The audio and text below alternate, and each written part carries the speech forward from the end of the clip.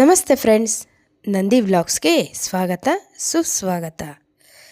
ದಸರಾ ಸಂದರ್ಭದಲ್ಲೇ ಕಾಣುವಂತಹ ಮೈಸೂರು ಸಿಂಹಾಸನದ ರತ್ನಖಚಿತ ಸಿಂಹಾಸನ ಬಗ್ಗೆ ನಾವಿವತ್ತು ವಿಡಿಯೋದಲ್ಲಿ ತಿಳ್ಕೊಳ್ಳೋಣ. ಪಾಂಡವರಿಂದ ಮೈಸೂರು ಅರಮನೆಗೆ ಹೇಗೆ ಬಂತು ಈ ರತ್ನಖಚಿತ ಸಿಂಹಾಸನ, ಇದ್ರ ಬಗ್ಗೆ ಎಲ್ಲ ಈ ವಿಡಿಯೋದಲ್ಲಿ ನೋಡೋಣ. ಖಂಡಿತವಾಗ್ಲೂ ವಿಡಿಯೋನ ಪೂರ್ತಿಯಾಗಿ ನೋಡಿ. ಮೈಸೂರು ಅರಮನೆಯ ರತ್ನಖಚಿತ ಸಿಂಹಾಸನ ಮೈಸೂರು ಅರಮನೆಯ ದರ್ಬಾರ್ ಹಾಲಿನಲ್ಲಿ ದಸರಾ ಸಂದರ್ಭದಲ್ಲಿ ಕಾಣುವ ವೈಭವಯುತ ರತ್ನಖಚಿತ ಸಿಂಹಾಸನವು ಅತ್ಯಂತ ಗಮನ ಸೆಳೆಯುವಂತಾಗಿದೆ. ರಾಜ ಮನೆತನದ ಪಾರಂಪರಿಕವಾದ ನವರಾತ್ರಿ ಆಚರಣೆಯಲ್ಲಿ ಶ್ರೀಕಂಠದತ್ತ ನರಸಿಂಹರಾಜ ಒಡೆಯರ್ ಅವರು ಸಿಂಹಾಸನವನ್ನು ಆರೋಹಣ ಮಾಡಿ ಖಾಸಗ ದರ್ಬಾರ್ ನಡೆಸುತ್ತಾರೆ. ನಂತರದಲ್ಲಿ ಇದನ್ನು ಸಾರ್ವಜನಿಕ ದರ್ಶನಕ್ಕೆ ತೆರೆದಿರಿಸಲಾಗುತ್ತಿದೆ. ಈ ಸಿಂಹಾಸನವನ್ನು ಮೊದಲು ಮರದಲ್ಲಿ ನಿರ್ಮಿಸಿ ಅದಕ್ಕೆ ದಂತದಿಂದ ಅಲಂಕರಿಸಿ ನಂತರದಲ್ಲಿ ಚಿನ್ನ ಮತ್ತು ಬೆಳ್ಳಿಯ ಹೊದಿಕೆಗಳಿಂದ ವೈಭವಗೊಳಿಸಲಾಗಿದೆ ಎನ್ನಲಾಗಿದೆ. ಒಂದು ನಂಬಿಕೆ ಪ್ರಕಾರ ಈ ಸಿಂಹಾಸನವು ಪಾಂಡವರ ಕಾಲದ್ದಾಗಿದ್ದು ಕಾಲಾಂತರದಲ್ಲಿ ಕಂಪಿಲರಾಯನೆಂಬ ರಾಜನು ಇದನ್ನು ಪೆನುಗೊಂಡಕ್ಕೆ ತಂದನಂತೆ. ಯುದ್ಧದಲ್ಲಿ ಹತನಾಗುವುದಕ್ಕೆ ಮುಂಚೆ ಆತ ಈ ಸಿಂಹಾಸನವು ಶತ್ರುಗಳ ಕೈ ಸೇರದಂತೆ ರಹಸ್ಯ ಸ್ಥಳವೊಂದರಲ್ಲಿ ಹುದುಗಿರಿಸಿದ್ದನಂತೆ. 1338ರಲ್ಲಿ ಧ್ಯಾನ ದೃಷ್ಟಿಯಿಂದ ಇದನ್ನರಿತ ಮಹರ್ಷಿ ವಿದ್ಯಾರಣ್ಯರು ವಿಜಯನಗರದ ಚಕ್ರಾಧಿಪತಿ ಹರಿಹರನಿಗೆ ಈ ವಿಷಯವನ್ನು ತಿಳಿಸಲಾಗಿ ಅದನ್ನು ರಾಜೋಪಯೋಗಕ್ಕೆ ಹೊರತೆಗೆಯಲಾಯಿತಂತೆ. ಮುಂದೆ ವಿಜಯನಗರದ ಅವನತಿಯ ವೇಳೆಗೆ ಇದನ್ನು ಶ್ರೀರಂಗಪಟ್ಟಣದಲ್ಲಿದ್ದ ವಿಜಯನಗರದ ರಾಯಭಾರಿಯ ಅರಮನೆಗೆ ಸಾಗಿಸಲಾಯಿತಂತೆ ಹೇಳಲಾಗಿದೆ. ಈ ಬಳಿಕ 1609ರಲ್ಲಿ ಆಗಿನ ಮೈಸೂರು ಅರಸರಾದ ರಾಜ ಒಡೆಯರ್ ಶ್ರೀರಂಗರಾಜು ಎಂಬ ಅರಸನನ್ನು ತಲಕಾಡಿಗೆ ಓಡಿಸಿ ಶ್ರೀರಂಗಪಟ್ಟಣವನ್ನು ವಶಪಡಿಸಿಕೊಂಡರು. ಮುಂದೆ ಸ್ವಲ್ಪ ಕಾಲದ ಅವಧಿಯವರೆಗೆ ಈ ಸಿಂಹಾಸನವು ಹೈದರಾಲಿ ಮತ್ತು ಟಿಪ್ಪು ಸುಲ್ತಾನರ ಬಳಿ ಇದ್ದದ್ದು ಹೊರತುಪಡಿಸಿ ಬಹುತೇಕವಾಗಿ ಮೈಸೂರು ಅರಸರ ಬಳಿಯೇ ಇದೆ ಎಂದು ಹೇಳಲಾಗಿದೆ. ಕಾಲಾನುಕ್ರಮದಲ್ಲಿ ಈ ಸಿಂಹಾಸನದಲ್ಲಿ ಹಲವೊಂದು ಬದಲಾವಣೆಗಳಾಗಿರುವ ಸಾಧ್ಯತೆಗಳನ್ನು ತಳ್ಳಿಹಾಕುವಂತಿಲ್ಲ.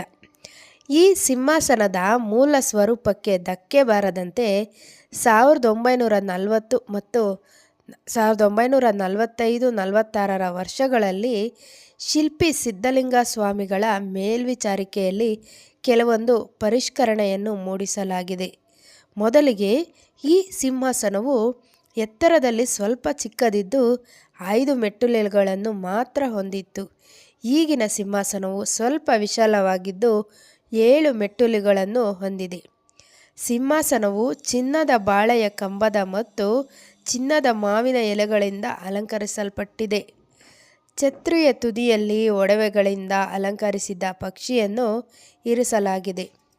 ಸಿಂಹಾಸನವನ್ನು ಹತ್ತುವ ಮೆಟ್ಟಲುಗಳ ಎರಡೂ ಕಡೆಗಳಲ್ಲಿ ಶ್ರೀಪುತ್ಥಳಿಗಳನ್ನು ನಿರ್ಮಿಸಲಾಗಿದೆ. ಜೊತೆಗೆ ಛತ್ರಿಯ ಸುತ್ತಲೂ ಮುತ್ತಿನ ಕುಚ್ಚುಗಳನ್ನು ಕಟ್ಟಲಾಗಿದೆ. ಅಲ್ಲದೆ ಸಿಂಹಾಸನಕ್ಕೆ ಕೂರ್ಮ ರೂಪದ ಆಸನವನ್ನು ಒದಗಿಸಲಾಗಿದ್ದು ಉಭಯ ಪಾರ್ಶ್ವಗಳಲ್ಲಿ ಯಾಳಿಗಳನ್ನು ಮತ್ತು 4 ಕಡೆಗಳಲ್ಲಿ ಬಳ್ಳಿ ಲತೆಗಳನ್ನು ಕೆತ್ತಲಾಗಿದೆ. ಸಿಂಹಾಸನದ ದಕ್ಷಿಣದಲ್ಲಿ ಬ್ರಹ್ಮ, ಉತ್ತರದಲ್ಲಿ ಶಿವ, ಮಧ್ಯದಲ್ಲಿ ವಿಷ್ಣುವನ್ನು ನಿಲ್ಲಿಸಲಾಗಿದೆ. ವಿಜಯ ಸೂಚಕ 4 ಸಿಂಹಗಳನ್ನು ಇಡಲಾಗಿದೆ. 3 ಕೋನಗಳಲ್ಲಿ ರಾಕ್ಷಸ ಶರೀರ, 2 ಕುದುರೆಗಳು ಮತ್ತು 4 ಹಂಸಪಕ್ಷಗಳನ್ನಿಡಲಾಗಿದೆ. ನಾಗದೇವತೆಗಳ ಚಿತ್ರಗಳು, ಸ್ವಾಸ್ತಿಕ ಆಕೃತಿ ಮತ್ತು ಮುತ್ತಿನ ಹಡಗು ಮೇಲಿನ ಗೂಢಾರಗಳ ಚಿತ್ರಣಗಳಿವೆ.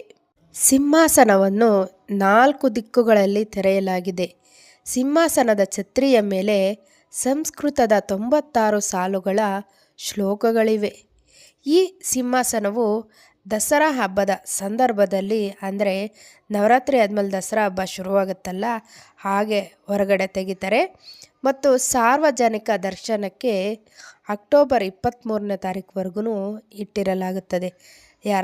ಯಾರಾದರೂ ವೀಕ್ಷಿಸಲು ಇಷ್ಟಪಡುವವರು ಈ 23ನೇ ತಾರೀಕು ಅಕ್ಟೋಬರ್ ಒಳಗಡೆ ವೀಕ್ಷಿಸಬಹುದು.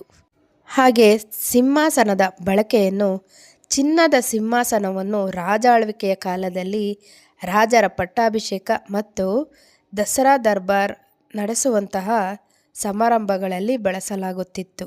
ಆದರೆ ಈಗ ಇದು ಕೇವಲ ನಾಡ ಹಬ್ಬ, ಮೈಸೂರು ದಸರಾ ಹಬ್ಬ ಸಂದರ್ಭಗಳಲ್ಲಿ ಸಾರ್ವಜನಿಕ ಪ್ರದರ್ಶನಕ್ಕಿಡಲಾಗುತ್ತದೆ.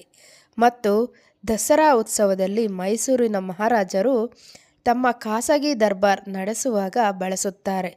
ಸಿಂಹಾಸನವು ಒಡೆಯರು ವಂಶಸ್ಥರ ಮತ್ತು ಮೈಸೂರು ಅರಮನೆ ಆಡಳಿತ ಮಂಡಳಿಯ ಜಂಟಿ ಪಾಲನೆಯಲ್ಲಿದೆ.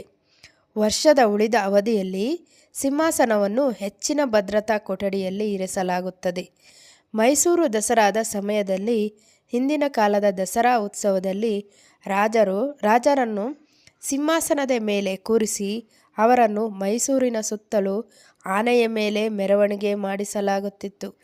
ಪ್ರಸ್ತುತ ಕಾಲದಲ್ಲಿ ಚಾಮುಂಡೇಶ್ವರಿ ದೇವಿಯ ಉತ್ಸವ ಮೂರ್ತಿಯನ್ನು ಸಿಂಹಾಸನದ ಮೇಲೆ ಇಟ್ಟು ಆನೆಯ ಮೇಲೆ ಮೈಸೂರಿನ ಸುತ್ತಲೂ ಮೆರವಣಿಗೆ ಮಾಡಲಾಗುತ್ತದೆ.